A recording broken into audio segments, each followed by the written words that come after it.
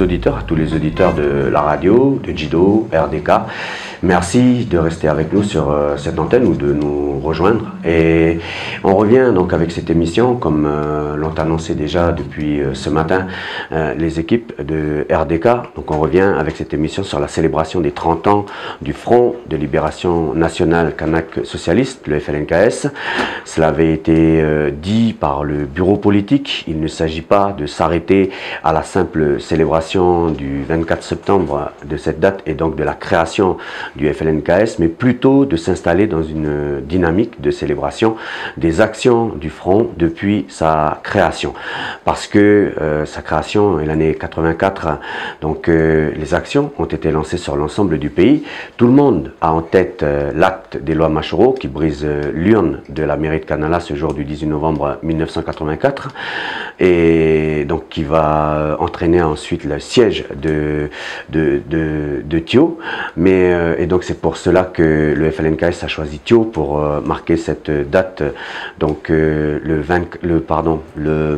18 novembre 2014, de célébrer les 30 ans de cette date, on va dire, sur Thio. Le programme précis, vous l'avez sur les différents forums, sur le net. Mais en gros, donc ce jour, le mardi, il y aura une marche, il y aura des espaces de prise de parole, il y aura le repas partagé, des espaces de prise de parole encore l'après-midi avec des interventions artistiques, chant et danse, donc de l'animation. Mais en fait, cette date du 18 novembre 1984, elle sera marquée sur l'ensemble du pays. Tout le pays va se mobiliser pour donner du corps au mot d'ordre du FLNKS de boycott donc des élections. C'est pour ça que notre panel d'invités, nous l'avons voulu large. Et donc nous avons avec nous Richard Kaloy, qui est un ancien grand responsable de l'Union calédonienne. Il a été vice-président de François Burck de 89 à 2000, et puis vice-président aussi de Bernard Lepeu, qui succédera à François Burck. On retiendra aussi de Richard Kaloy qu'il a été le premier président de la province des îles. C'est lui qui installera la province, mais il comptait surtout parmi ceux qui allaient succéder au plus haut de la hiérarchie indépendantiste à Yéyé. On y reviendra. Avec lui, nous avons donc Eli Poagoun, que nous remercions, qui est un ancien dirigeant du Palika. Eli était un activiste très engagé à l'époque. Il est par la suite devenu le président de la Ligue des droits de l'homme et prend aujourd'hui une, entre guillemets, retraite de militant bien méritée. Monsieur Poagoun et Monsieur Kaloy, bonjour. Bonjour. Bonjour à tous les deux et merci d'avoir accepté cette invitation. On a aussi prévu de joindre au téléphone donc Monsieur Robert Rouillet, qui nous éclairera sur la partie 18 novembre, pour l'IFU, un petit peu le passé, mais aussi l'organisation qui a été mise en place. On essaye toujours de le joindre. En attendant, on va commencer tout de suite avec nos deux invités, avec Eli Poagoun pour commencer. On imagine que quand vous écoutez un petit peu en ce moment les 30 ans du FLNKS, que le FLNKS veut marquer cette période. Je ne sais pas, on imagine qu'en ce moment vous êtes, il y a des souvenirs qui reviennent à votre mémoire. Oui, c'est beaucoup de souvenirs et puis beaucoup d'émotions aussi parce que c'est toute une vie de militant qui n'a pas été facile. C'est une vie très difficile et puis on arrive aujourd'hui à des périodes importantes de la Nouvelle-Calédonie où on va s'engager dans des périodes peut-être encore plus difficiles, mais voilà, nous avons traversé depuis les années 70 jusqu'en 84.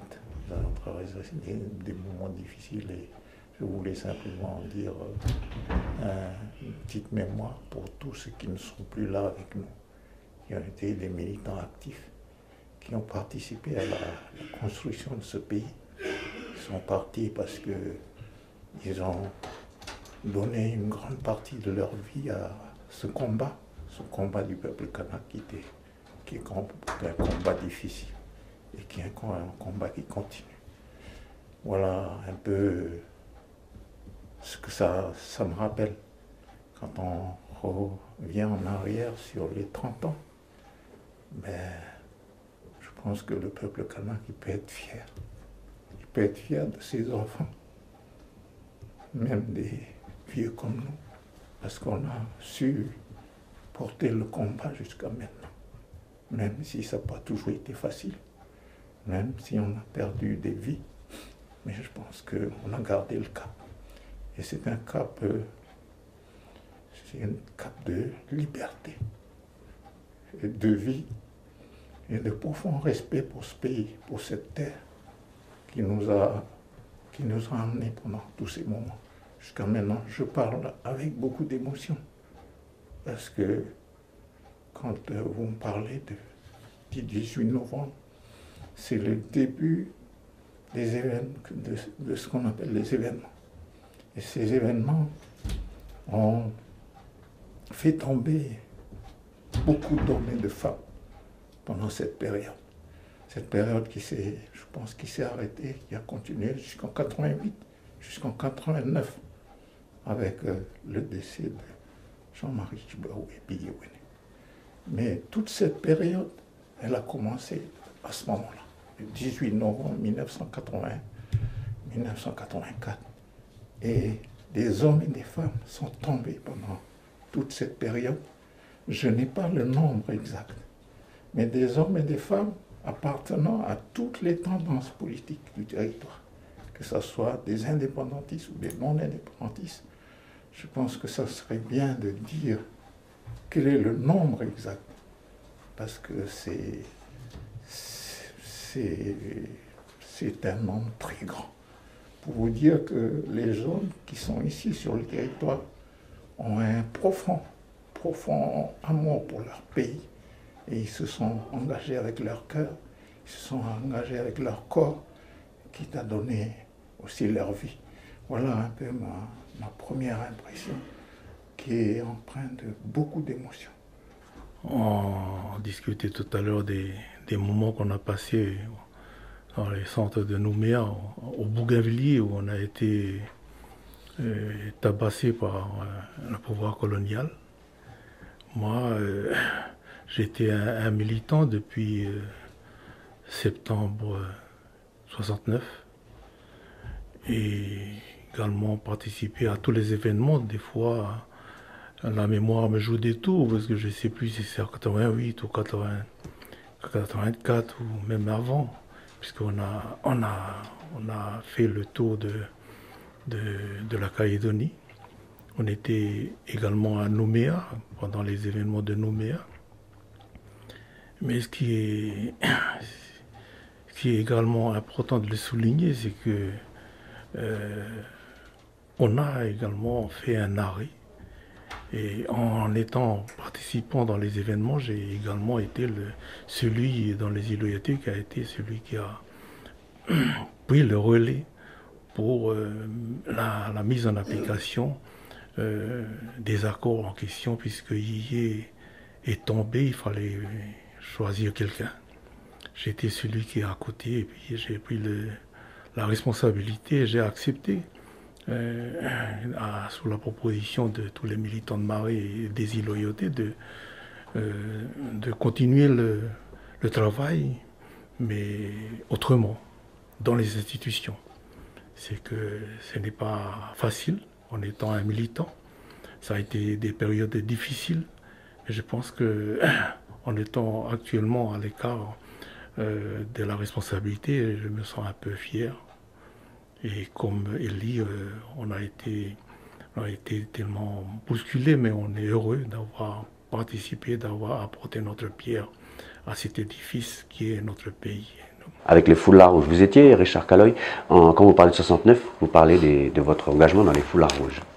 Oui, mais j'étais là avec les foulards rouges, mais il y avait aussi Eli, puisque ce sont les étudiants qui viennent de métropole, avec Nidoish, avec tous les étudiants qui sont arrivés dans ce pays. Et nous avons pris le flambeau, nous les vivons comme étant un peu ceux qui détiennent les responsabilités. Et j'en sois un peu à parler aujourd'hui, puisque même Nidoish est encore là, Eli est là. Ce sont des gens auxquels on a participé. Et les foulards rouges, c'est très bon d'ailleurs d'avoir l'histoire, parce qu'on est en train de mettre en place quelque chose d'important pour l'avenir de ce pays. Et c'est toujours important de faire l'histoire de ce pays, parce que ce sont des moments difficiles. On parle à l'état pur même de la discrimination au niveau des sociétés, au niveau du travail, au niveau de la vie quotidienne. C'est très dur, mais je pense qu'on en est fiers d'avoir passé ce cap et de revenir maintenant à une situation plus calme. Et donc c'est Nidoish Nyesin qui a porté cette revendication en 69 en revenant de ses études. Et moi je suis apparu dans les années 74-75 parce que les foulards rouges étaient à l'époque surtout implantés dans les îles, dans les 3 îles. Et nous on a dit, moi je suis revenu après Nidoish Nyesin, j'ai dit qu'il fallait absolument faire la même chose, essayer de mobiliser les jeunes de la Grande Terre pour participer à ce mouvement qui était en train de naître. Et là, on a créé le groupe 1878 en 1974 avec des gens qui ne sont plus là, des gens comme Gabriel Monteapo, Bernadette Monteapo, Lucette Bourgoum. Et on a créé ce groupe 1878 dont la revendication essentielle, c'est de récupérer toutes les terres qui ont été volées par le colonialisme sur la Grande Terre. Voilà, donc c'était notre première revendication. Et la deuxième revendication, donc en 1974, c'est de faire protester contre les fêtes du 24 septembre en 1974. Donc voilà les premières revendications. Ça s'est donc concrétisé par une manifestation à Lansbata pendant le défilé militaire. Et là, on a eu les premiers événements. Une manifestation qui a été réprimée par la police et certains d'entre nous sommes allés déjà en prison. Et ça, c'est en 1974, le 24 septembre. La revendication, c'était « Rendez-nous nos terres ». C'est 10 ans avant la création du VNKS. Voilà, 24 septembre, deuil Kanak. On n'a pas fêté 24 septembre parce que c'est le jour où on a pris possession de notre terre. Donc voilà, et on a fait cette manifestation à Lansbata en plein défilé militaire. Et certains d'entre nous nous sommes retrouvés en prison. Et en prison avec des gens comme Henri Bailly, qui n'est plus là non plus. Avec Dewe Gorodé, qui est actuellement au gouvernement. Et on est allé en prison. Certains, moi j'ai pris quelques mois.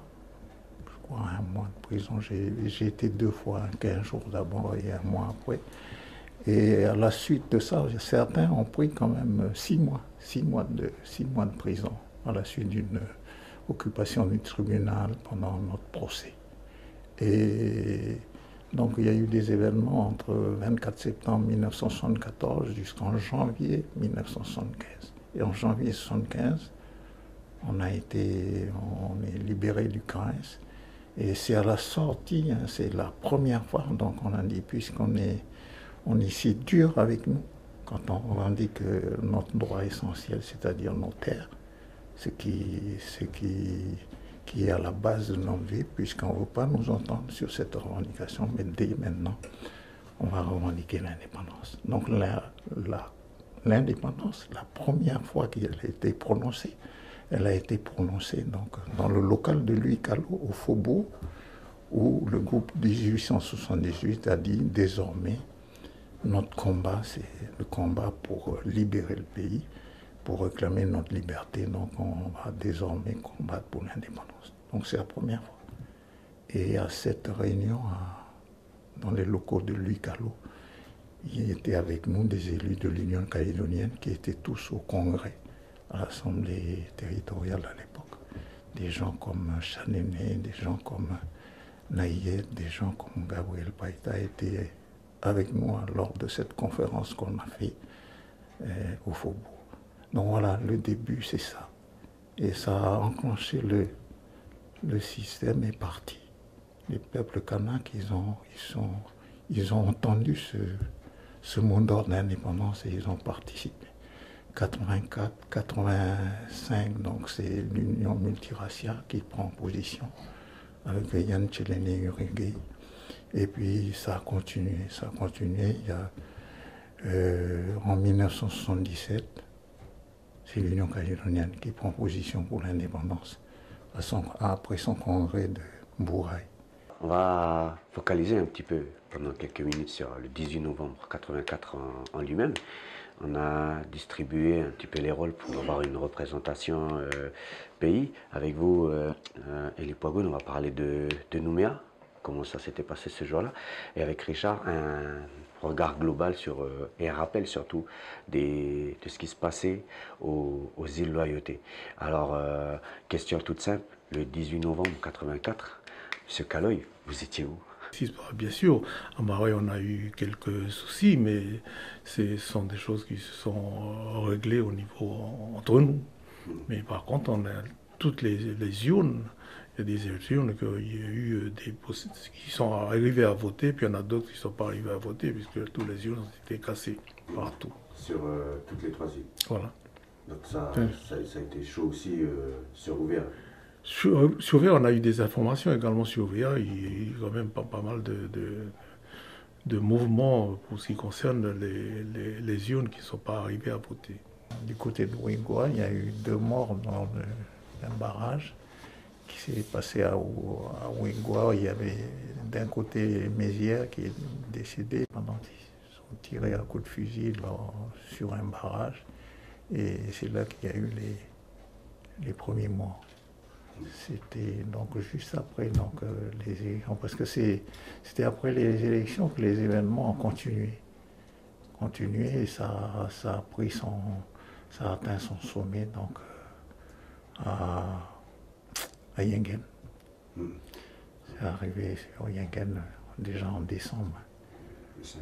Voilà, le 5 décembre, où là il y a eu cette embuscade avec 10 morts. Enfin, je ne sais pas s'il faut parler jusque-là, mais déjà là, vous voyez, ça fait déjà beaucoup de morts.